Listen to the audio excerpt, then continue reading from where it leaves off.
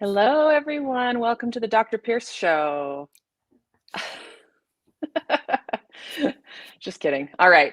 It's our monthly Q&A that Dr. Pierce and I have been hosting for the last few months, and it's been a lot of fun. We've had some really great questions come up during this time, so we thought, it seems like something that people would like to see, be able to get some of their general medical questions answered, maybe just get some education on certain topics. So we do appreciate you watching from wherever you're watching from. We have this going out live on Instagram and Facebook, and I think LinkedIn and YouTube. So the beautiful thing is that wherever you're watching from, you can submit questions in the comments section and we can see those. So if you do have any questions for us today, please feel free right now or anytime to put your questions in the comments. All right. So first of all, Dr. Pierce from the Dr. Pierce Show, how are things going? Things are going very well. Thank you so much. Here in Northern California, looks like we've got a Kim Scheuer.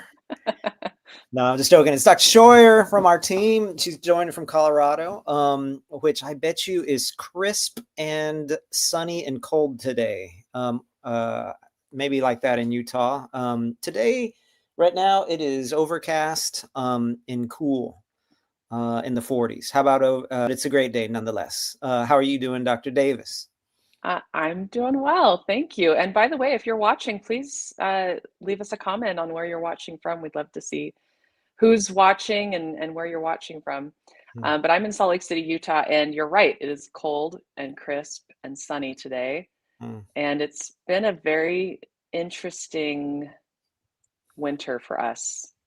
I think we've had just one little brief flurry of snow this entire winter so far, which is really strange here that we're nearing the middle of December and not really getting much snow in the valley here. We've had snow up in the mountains, but not lots of skiing snow yet. Yeah, and that's one of the in some ways when you're living, I mean, this is all theoretical because I've never lived in a really cold place, but that's one of the sort of consolation prizes of living through bitter winters is you get to play in the snow. But if there's no snow, then it's just it's less fun. Kind of cold. Yeah, exactly. Although I have to say, even though I do love the snow, I think it's beautiful. I'm a snowboarder. I've always loved winter. It is a nice break to just have it be slightly better weather and not have to drive around in the snow and just have it be sunny. So, okay, I love that Christine told us because I know you've watched before, and I love that you're telling us what your name is so that if you do ask questions. All right, so X-teen is Christine, and she, I assume, is watching from sunny Los Angeles. Right on. Yeah, that's just bragging about that sunny weather. Winter, yeah. That's great. Thanks for being here, Christine. Appreciate that. Walnut Grove, right. Minnesota. Hey, Ooh, Dan. that just sounds cold. Doesn't Minnesota just sound cold? It does. It does. It makes really hardy people. People who, if it doesn't kill you, it makes you stronger, kind of. And so those are some hardy Minnesotans out there. Thank you, Dan, for being here. Yeah, and doesn't it make you think that probably people who live in places like that have a little bit more brown fat? Right? Yeah, That kind of fat special fat that helps keep you warm. Yeah. Yeah, well, from the look of Dan's little photo and he looks like he might be a pilot. I like, and that goes along with the comment on it being cloudy but calm wind. I think pilots pay attention to the wind more than most. Oh, and Anthony is watching us from cool, crisp, and windy New Jersey. Hey there, Mr. Masiello. We know Anthony. I do. Or we do. All right. Well, thanks everybody for watching today. Let's get into it. So we already have a couple of questions. So first of all, this is a good one. Look at this one. This is from Jeff. Can you address the issue as to why eggs should be avoided? Right on. Do you avoid eggs, Dr. Pierce? And if so, why? Personally, I do.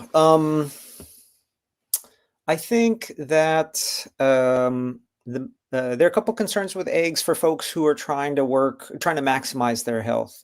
Um, One is the cholesterol content in the eggs, concentrated in the yolk, and the fat content in general as well.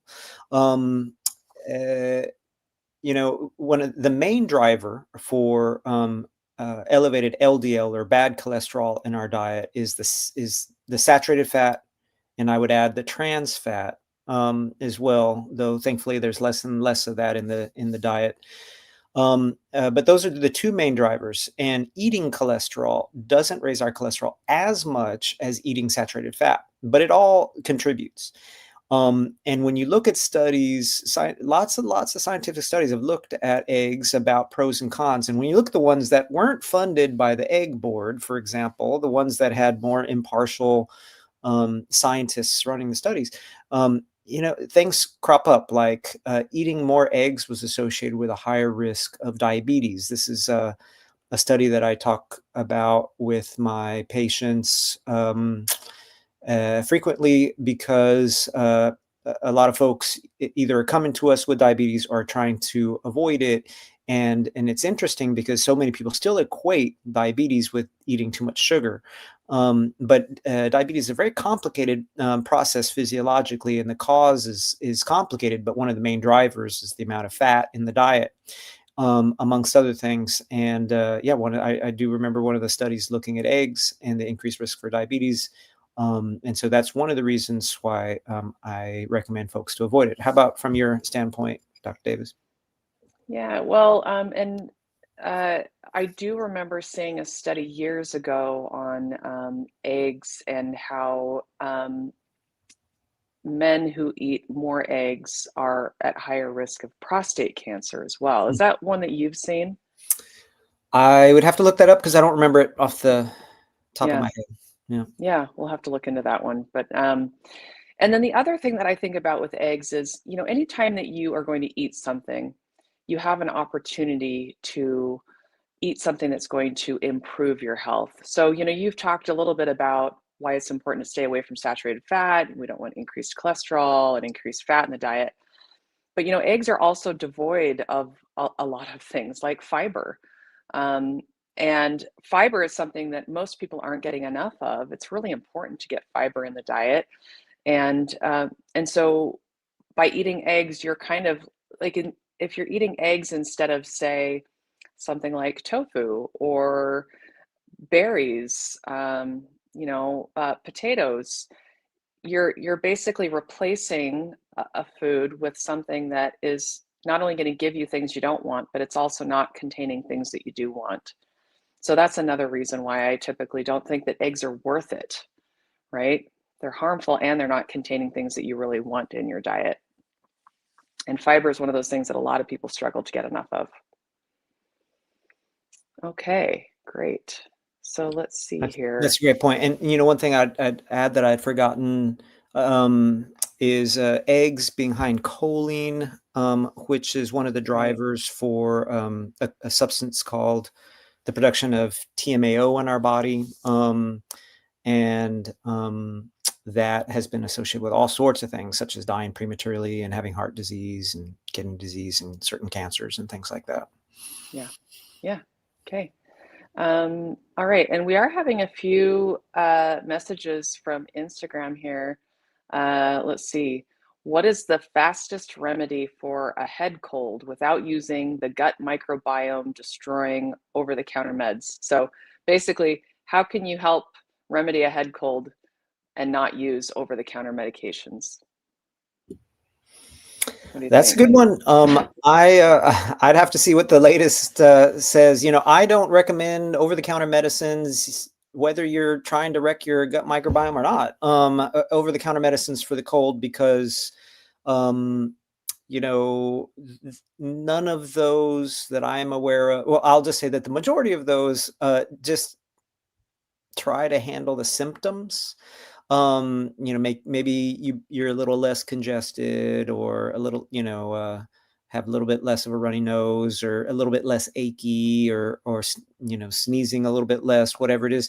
But you know it's just gotta work its way out of our system, the common cold, that is. There is no antibiotic, like an antiviral medicine that we can take to make it go away. That would be great. But it seems like the main issue with the common cold, which is caused by a number of viruses, rhinoviruses, types of coronaviruses and stuff, they just mutate too often, and there is no antiviral that I would say, hey, start this medicine. It might hurt your microbiome, but it'll get you better in a day. So in general, I always think about supportive measures just to make you feel a little bit better and to support your immune system to let it do its job, right? So making sure you're getting adequate sleep, eating a good antioxidant array of foods, and those antioxidants are from the fruits and veggies and associated types of foods. I had a patient tell me the other day, "Oh, I'm feeling sick, so I made some chicken soup." And I think probably if there's something in chicken soup that makes us get better quicker, it's all the vegetables and not the. And so I'd recommend sure eat a nice cup of hearty vegetable soup.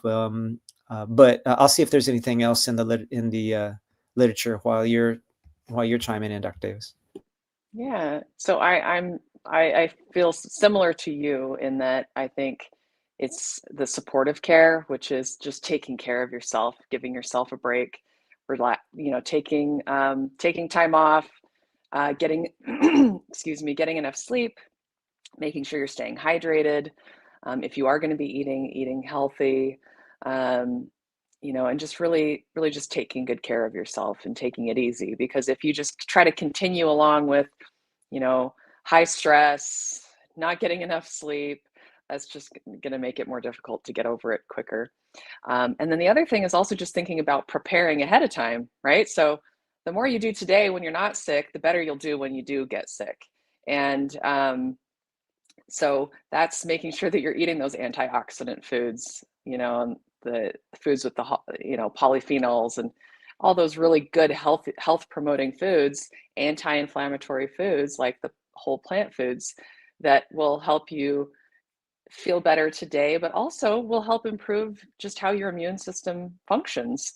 And maybe you end up not getting sick as often. And if you do get sick, maybe you do get over it quicker. So it's also important what you do before getting sick, in addition to just that supportive care while you're sick. I'll add a couple of things to what we've been talking about already. Something that I'd forgotten about is that there is some evidence for zinc lozenges. I'm not usually a big proponent of different kinds of supplements and stuff like that, but there is some modest amount of evidence for zinc lozenges. Can decrease cold symptoms by a third if started within the first 24 hours. And then a lot of the other stuff is prophylactic, like you were saying, preventative, like, vitamin D, good sleep, vitamin C, rich foods, elderberry, things like that can help perhaps with prevention. But I think once you have a cold, the only thing that I'm seeing right now, when I did a quick literature search, is some extra zinc. Okay. And, it's interesting you brought up vitamin C, because it turns out that those foods that we think of that are high in vitamin C are available and in season around this time of year. And I don't know about you, Dr. Pierce, but I tend to crave citrus fruits around this time of year. So, especially if I go snowboarding, I need to have like a couple of big oranges in the car for the drive home. Like I need to eat a huge orange on the way home. But I love the mandarins and the clementines and the oranges. And the thing that I have been eating a lot of lately, which I wonder if you grow these, if you can, but persimmons. Do you Yep. grow those? Mm-hmm. Oh, they're Yeah, my they're in season. favorite. Have you guys all tried persimmons? Here's how I would describe a persimmon if you have not had one. It's kind of got the consistency of maybe an apple slash papaya. It's orange, so it's kind of like citrusy. The flavor is a little bit kind of citrusy, but it's got a hint of vanilla. Hmm. What do you think? Does that describe it? That's interesting. They're very special fruit. There are native to America persimmons, and then there are also Asian persimmons. And mostly what we grow out here in California are the Asian persimmons. Those are the ones with names like Fuyu and Hachiya, and Coffee Cake and some of these others. And the ones we have in our yard, the Fuyus, they look sort of like a cute little pumpkin that fits in your hand, sort of. They're orange, Yeah. and you can eat those hard, like an apple, and they're sweet and good, as compared to some of these others like the hachiyas, where if you eat them hard, they're super astringent and you'll regret ever eating them. You have to wait for those. You really have to wait until they're almost gooey, and then they're just like nature's candy for sure. But a very unique flavor, and a really cool family of plants. I'll tell you, I'll nerd out just for 1 second. Related to them is something called the chocolate pudding fruit, which looks like on the outside, like a green Fuyu persimmon. Like instead of orange, it's completely a dark green. And once they're really ripe, you open them up and they are the color and consistency of chocolate pudding. And those grow in places like in Mexico, I believe is where they may have originated from. And you can put those in a blender with some cocoa powder and have a cool little dessert that way. But anyway, persimmons, great this time of year, and I'm glad you're a fan. Man, I wish I could get you some, because Oh, it's a good year for our tree this year. really? Oh, I Yeah. would love that. Yeah. Hmm. We get the fuyu, but I'm sure that they're grown in California. That's where, us in Utah get them from. But I have a big bowl always, and it's pretty cute because when I go to cut one up, my dogs know it. They know the sound of me cutting up a Oh, really? persimmon, and they Uh-huh. come running. Oh yeah, they love them. It's like their favorite thing right now. Huh. So, I wonder how the American persimmons, which also taste really good, are super cold hardy. Some of them can take down to, I don't know, to have to double check, but like 0 or below 0, I believe. And so you could potentially grow one hmm. in Utah. Yeah, all right. I'm gonna look into that. Okay. All right. Now that we've just talked a lot about persimmons, let's see what other questions we have here.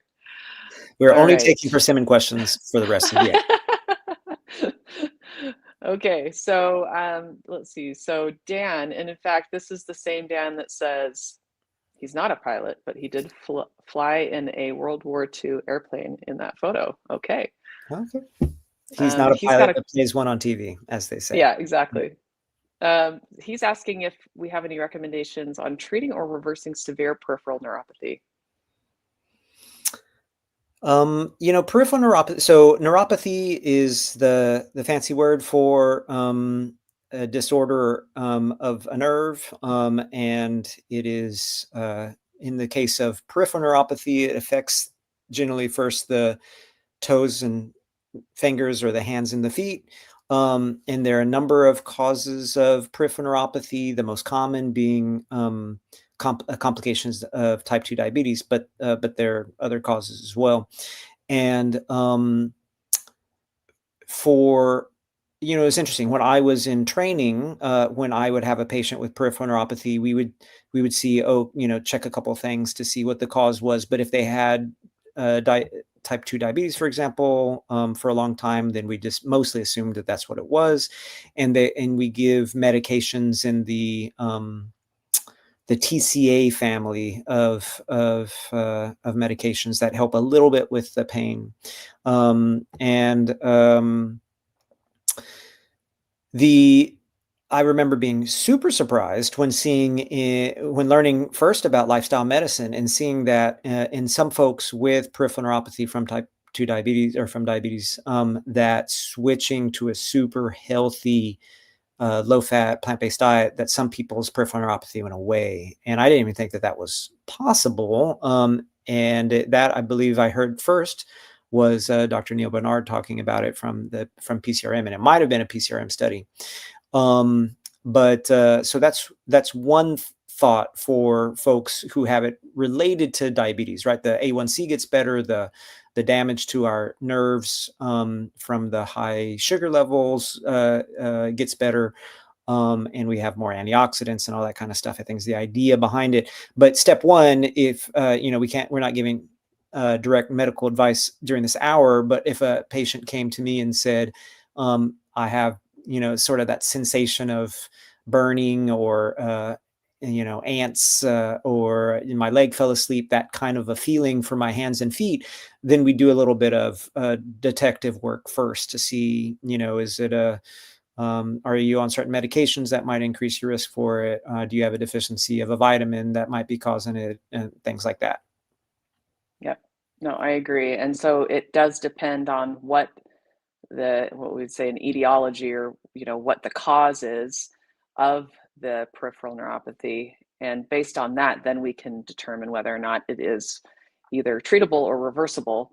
And like you said, if we know the cause, so if it's, for instance, a B12 deficiency, then taking B12 and getting your levels back up to normal could possibly improve your symptoms. Same thing with diabetes. If you are having the peripheral neuropathy symptoms from diabetes and high blood sugars, then reversing your diabetes, getting your blood sugars down into the normal range could possibly improve, or cause it to go away completely, which has happened in some cases. So yeah, okay, great. You are very welcome, Dan. Okay, this one is from Christine. See, look at that, I remembered her name. She's asking, what are your thoughts on the amount of water on average that people should consume in a day? She's heard ideal weight divided in half is the amount of ounces of water to drink in a day. I've never actually heard that, using ideal weight and divided in half. Have you heard of that?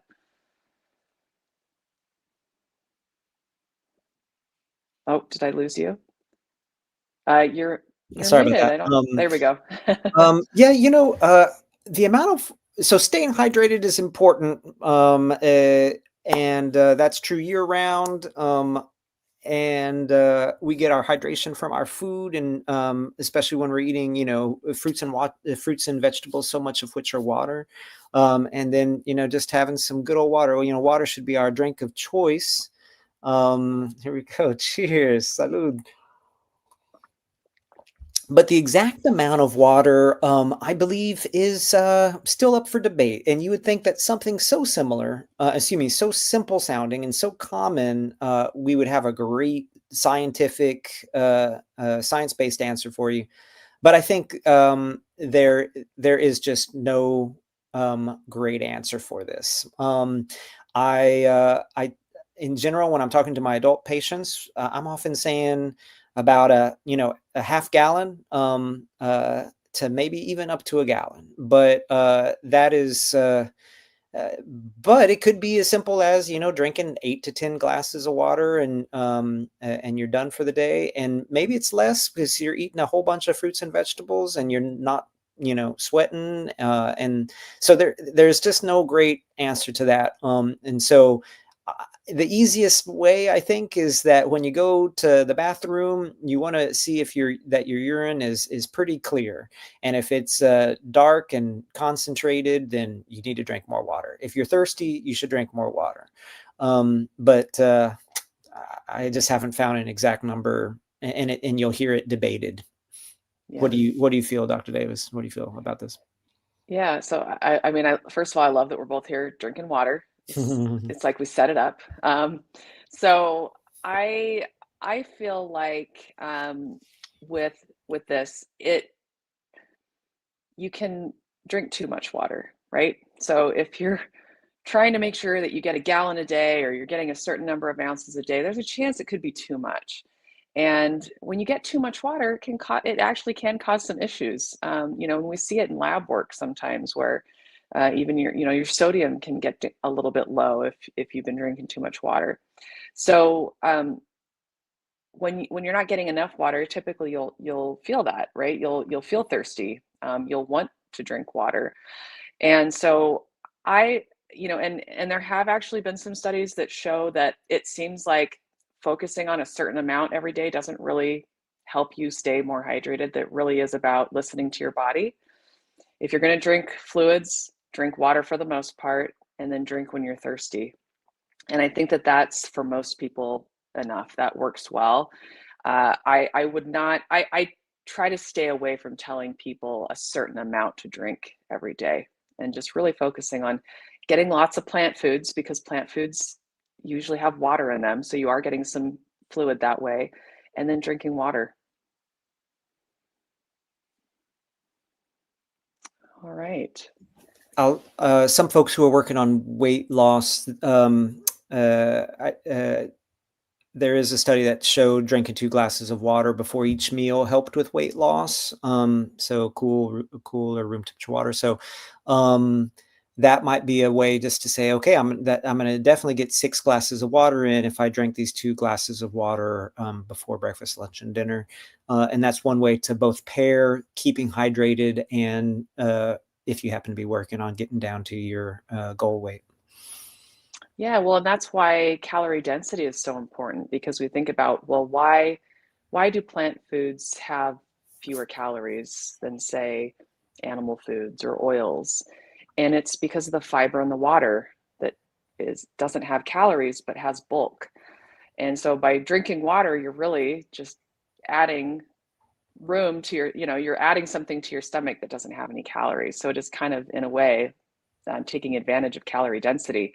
And that's why it's so important to eat low-fat plant foods, because you're taking advantage of that, that idea that you can, when you're eating plant foods, you're getting that added water and fiber with no calories in it, but you're getting filled up on that. So I think that that's probably a big reason why the water works. And it also works to eat like a salad before you eat a meal. You end up taking fewer calories in that meal if you start with a salad, because you end up eating fewer calories overall.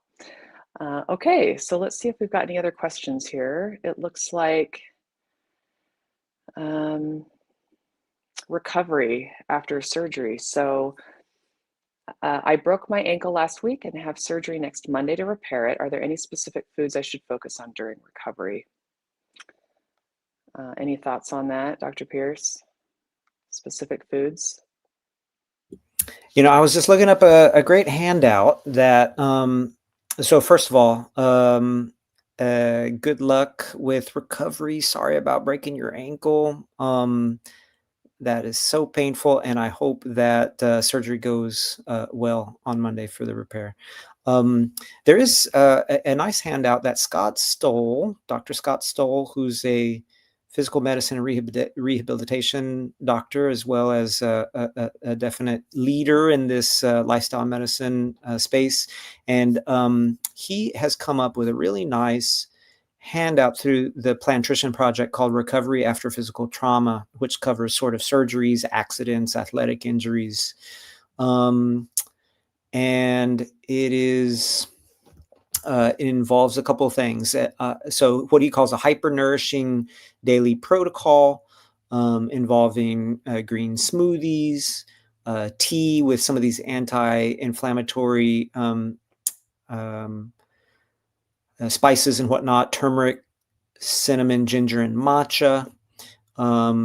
Recommending meals with legumes, so beans, lentils, chickpeas, split peas, for the healthy plant-based protein, and then a variety of other healthy vegetables that help with mobilizing stem cells, like mushrooms and brassicas and sprouts and allium family, onions, garlic, and things like that.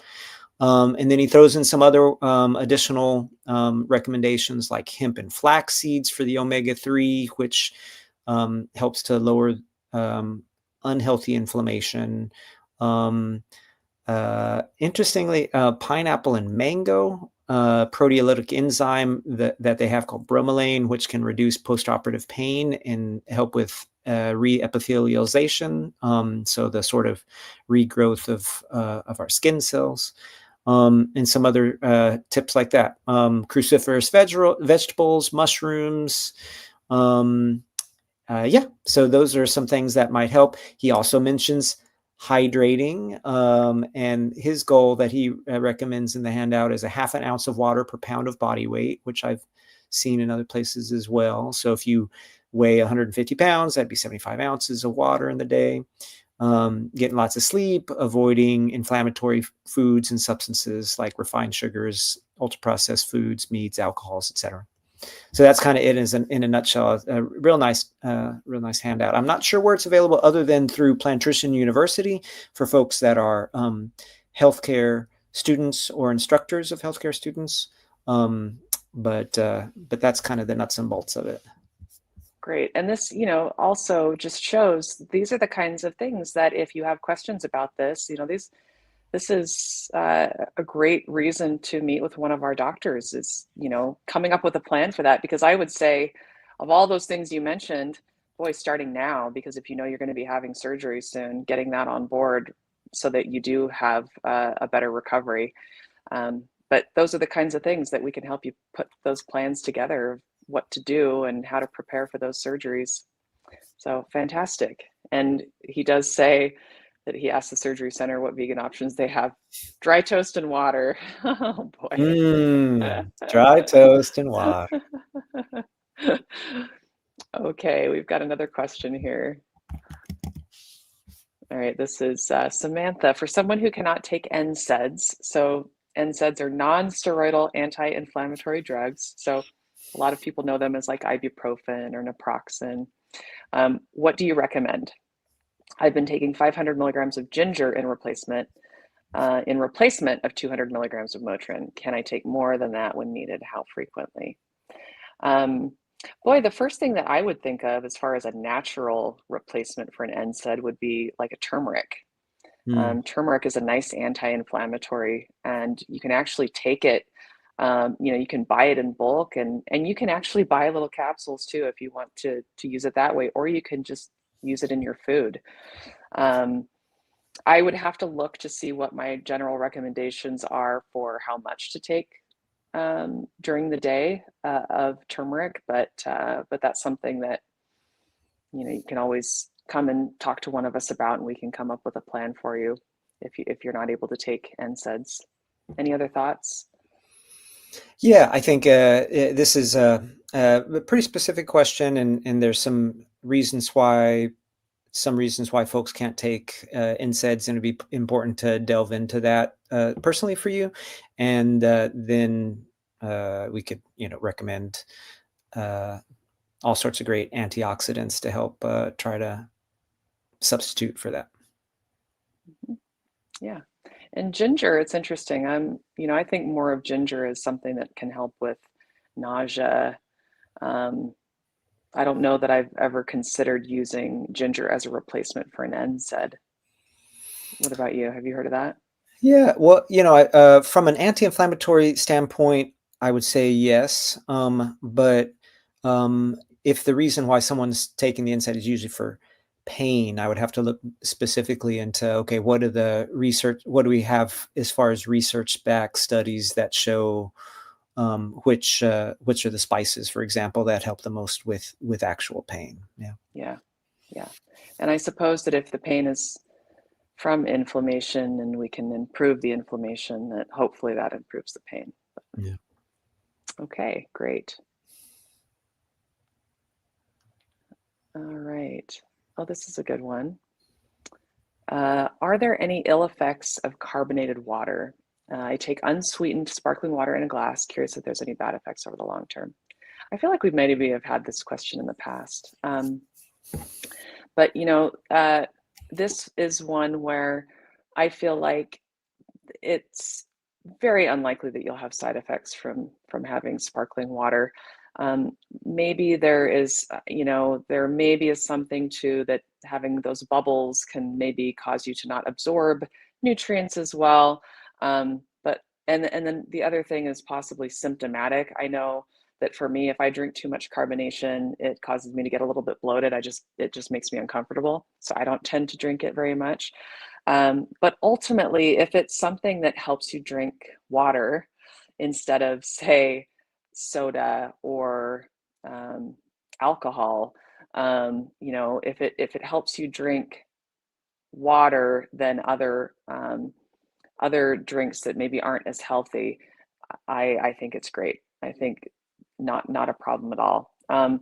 I will say that when you're really, really thirsty, having water that's not carbonated does you're able to drink more of it. You're able to actually quench that thirst better. I don't know. Any other thoughts, Dr. Pierce?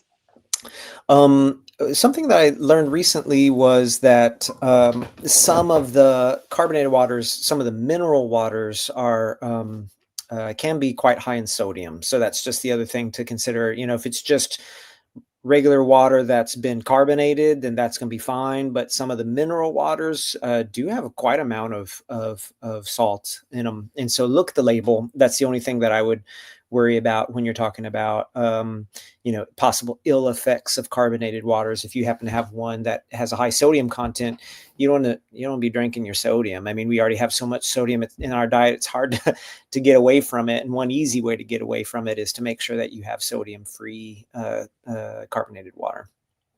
Yep. Great. Okay. Let's see. We've got another question. Thanks everybody for all these great questions today. Okay. Debbie says, how can I titrate down off of Prilosec safely without having rebound? Been trying for years without success. I no longer need it due to a whole food plant-based lifestyle and 104-pound weight loss. Wow, over the last several years. So first of all, congratulations. That is incredible that you've been able to lose that amount of weight and do so well with the lifestyle. I am curious, you know, this is something that, of course, like I'm sure you're the same, Dr. Pierce, but your doctor brain is like turning on, like, okay, what are the questions that I want to ask? And you know, this one's a tough one to answer just generally. So it is absolutely possible to get off of those medications if you no longer need them. And I think that depending on what your symptoms are and how long you've been on that medication, there are different ways that you can try getting off it. But I would say that's more of something that you'd want to meet with one of the doctors about to get more specific instructions on that. Do you have any thoughts on that, Dr. Pierce? Anything additional? Oh, I think you're muted. Sorry, first time I've done an online presentation before. It's interesting because the official recommendation is you can either just quit cold turkey, that you could stop all the medicine at once, or you could taper, but that either one is acceptable, but that some folks do have a bit of a rebound of sort of gastric upset because of more gastric acid production as you get off of the medicine. And so yeah, I would, you know, work with your doc to see which makes the most sense for you, and either try a weaning or quitting all at once and seeing how it goes. I mean, I think it's a variable phenomenon on who's going to have it and not. Yeah. Congratulations on the weight loss and the switch into a healthy lifestyle. And so nice when we can get off of medications, right? That's key right there. Is big congratulations to you. Yeah. Oh, this is an interesting one. Mary is asking, I don't find matcha tea palatable. How can I make it taste better? Eat it as matcha ice cream. No, just kidding. Oh, well, but you could actually. So, do you make nice cream at home I do, yeah, with using the frozen bananas? frozen bananas, yeah, yeah, You could mix matcha powder and make a into your banana frozen, ice. yeah, you could make a banana matcha Have you ice done cream. that? I've never done it, No, no, but you I don't. could. Yeah, you know, I think when it comes to certain substances that are good for us that happen to be bitter or a flavor that we're not used to, I'm kind of a fan of just sticking with it for a while and letting your taste buds evolve. You know, some folks are like, well, I can't eat kale because it's bitter.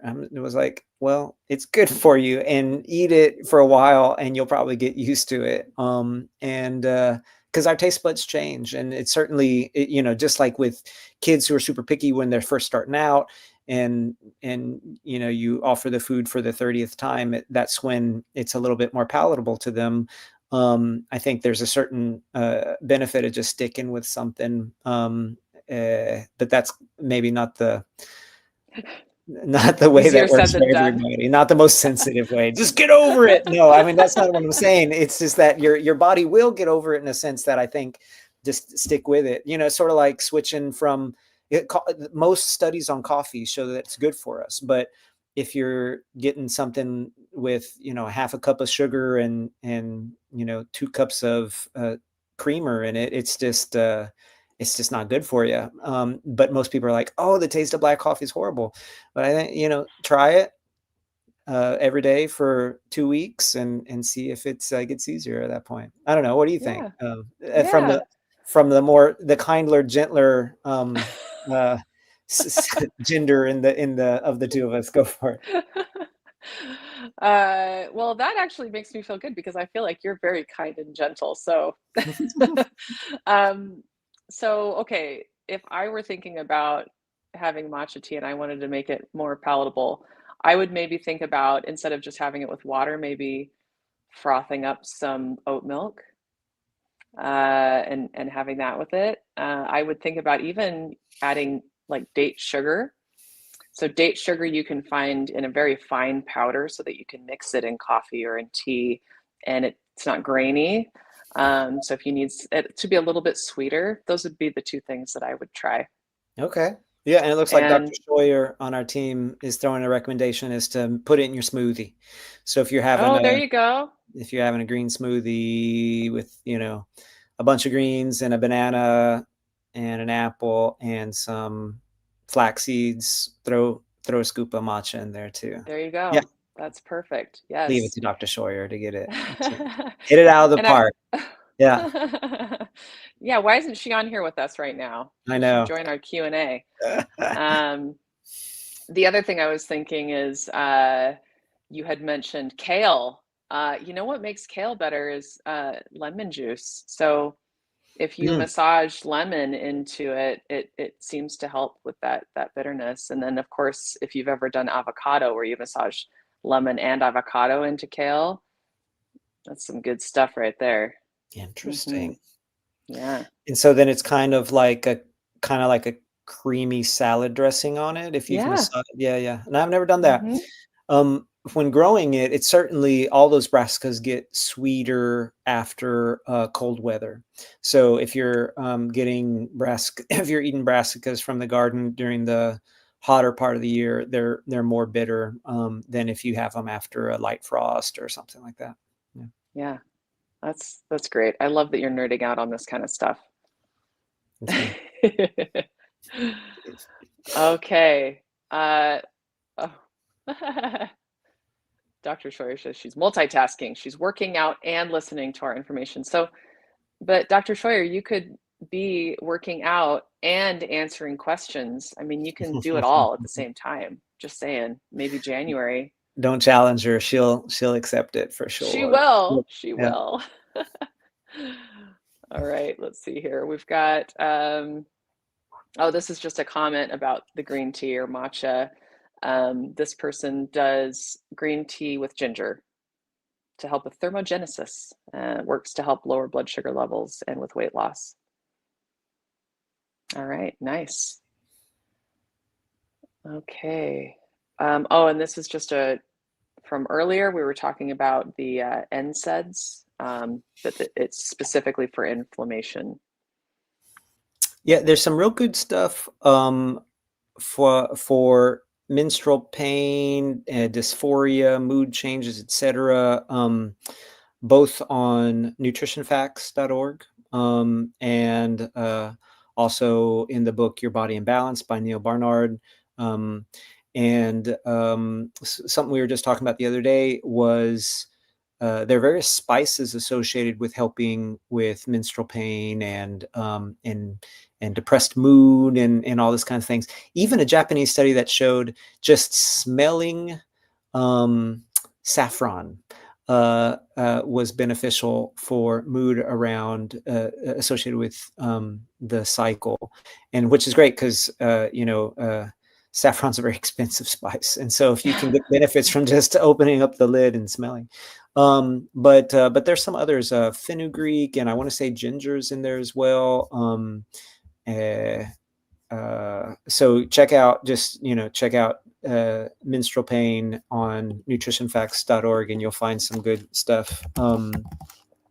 Sorry for my typing, but I was going to see if I could find it here. It looks like a teaspoon a day of ground fennel decrease. Oh no, sorry, that was menopause. Skip that one. But fenugreek for decreased menstrual pain. And fenugreek is such a great herb, used either as a herb with the leaves or as a spice with the seeds from the fenugreek plant. And so, yeah, some great stuff on that website. Yeah, thank you. That's great. Okay, we've got a few more questions coming in. Let's see. Okay, we've got another question from Samantha. Sounds like her mother suffers from osteoarthritis, has been told there's nothing she can do to slow it down or help with the pain. She's already plant-based. Anything to suggest? So osteoarthritis is really, degeneration of the tissues in the joint, and that causes kind of this chronic inflammation and pain from that. But I will say that I have had patients where they've improved their lifestyle, including their diet, and had improvement in that pain. So I wouldn't say that there's absolutely nothing that you can do. I think that the better that your body functions, the better that you are able to get blood to move through to all of the places in your body and to your joints by not eating too many really high saturated fat, high fat meals that kind of slow your bloodstream down. That it can't hurt, and there's a possibility that you might see some improvement with lifestyle changes. Any other thoughts, Dr. Pierce? Yeah, I think we trained where rheumatoid arthritis was the inflammatory arthritis, and osteoarthritis was all mechanical. It's just bone on bone, and there's nothing you can do. But definitely that thought process has evolved, and osteoarthritis is very inflammatory, just as rheumatoid arthritis is very inflammatory, and so both of those benefit from a very anti-inflammatory diet. So all these spices we've been talking about today, the plant-based foods in general have all sorts of antioxidant compounds, and avoiding a lot of these pro-inflammatory foods, the ultra-processed foods, a lot of the animal-based foods, can be helpful. And so there definitely is worth a try. Some of us have family members that also suffer from osteoarthritis and take pain medicines on a regular basis when so many benefits could be seen by switching to a really healthy diet like that. But sometimes that change is more than that person is willing to do. But I think if your mom is willing to do that, see what she can do, make as many of those plant-based, plant-forward changes as possible, take that pro-inflammatory foods out, add some of these spices, the ginger, the turmeric, and see how it goes. Lots of hope there. Someone just threw in that, resistance training can be helpful. Yeah, so osteoarthritis it's not all about the food, right? The sleep is helpful, exercise by strengthening the muscles around the joints, looking at weight loss, especially for osteoarthritis in the weight-bearing joints like the knees, have a whole lot more work to do when someone is carrying extra weight. And so all these things add up to benefiting osteoarthritis. And Dr. Davis, I got to throw one more thing back about the previous question about the pain associated with the menstrual cycle. I did find both fennel and ginger have been shown in studies to be uh, equally as good as NSAIDs. So for the listener who was talking about avoiding NSAIDs, both fennel and ginger look like they are beneficial. Fantastic. Oh, that's so good to know. Yeah, that's great.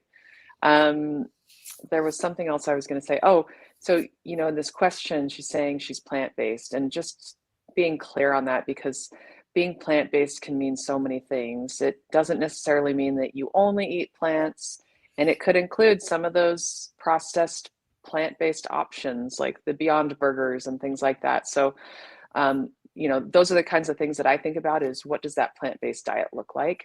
Yep. Is it truly a whole food, minimally processed, plant exclusive diet without lots of added fats and oils?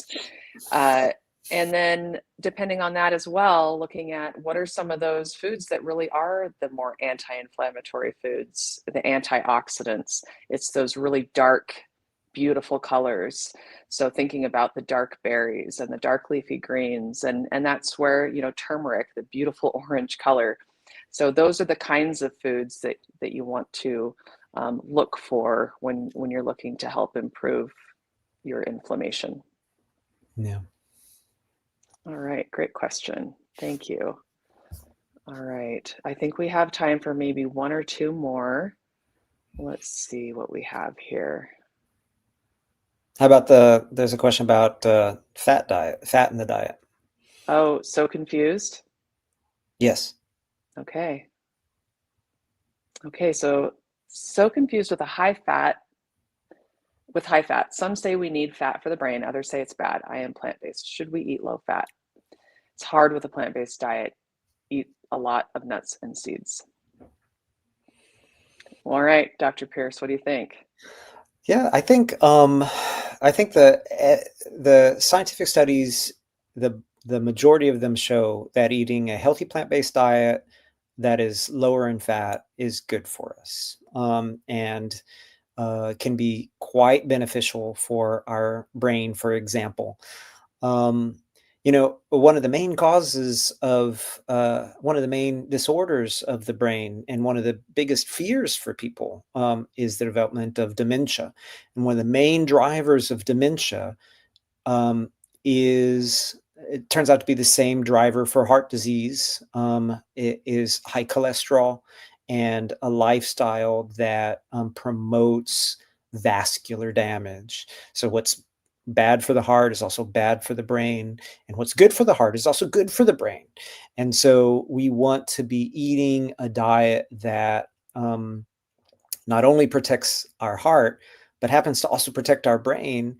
And it turns out that that diet is a healthy plant-based diet that's lower in fat. And so for folks who are saying, hey, I have Alzheimer's in my family. I know it's a horrible disease. I've seen, family members go through it. What can I do? Well, I say, well, let's look at the research. Let's look at what some really dedicated neurologists have put together for programs to help people in this situation, like Dean and Aisha Sherzai, who have a nice, I think their website now is called, I don't know. They're known as the Brain Docs, and you can just look up the Yeah. Sherzais. They do great work, and they're often talking about eating a relatively low-fat, plant-based diet, staying active, getting good sleep, working on things that continue to promote connections of our neurons in our brain, et cetera, et cetera, et cetera. So, yeah, that's my general take on it. Now, whether a little bit of olive oil or zero olive oil, I don't think we know that. We don't know that based on a study to say, should we have a little bit of olive oil or should we have no? I think having some healthy fats in the diet with avocados and nuts and seeds, and if you end up putting a little bit of oil, it's probably going to be okay. But putting shots of olive oil in our coffee in the morning is definitely not the way to go, and just sort of social media hype. Yeah. Yeah. Well, and I want to remind people that, all plants have fat in them too. I mean, having a low fat diet doesn't mean no fat. we do need fat, and especially omega-3 and 6, those are essential fats that we have to get out of our diet. So we do need fat. We just don't need so much fat. I mean, I think that right now the average percent of calories that come from fat in the American diet is somewhere in the 35 to 40% range. So way, way more than what we need. Um, we don't need very much, and although we do need it, it's all the plants that you're eating, even kale, has a little bit of fat in it. So you don't need to worry about eating a lot of high fat foods on a plant-based diet. Uh, getting some nuts and seeds here and there, especially walnuts and flax seeds, so that you are helping to boost those omega fat levels is great. But you certainly don't need to be, like you said, dumping in lots of olive oil into your diet. It's better to get that fat naturally through the whole source. So Mhm. you're getting the added fiber and all of the added nutrients that are part of that food. I agree. Dr. Shoya threw in a nice comment to weigh in on that as well. Oh, let's see what she says. So she's saying low fat, moderate fat versus high fat. Even if you are eating nuts and seeds and are at ideal weight and not diabetic, you're likely eating not too much fat. Yep, absolutely. So it really comes into play when we're eating lots of processed foods, eating out a lot, and a lot of animal foods. That's where most people get their fat in their diets.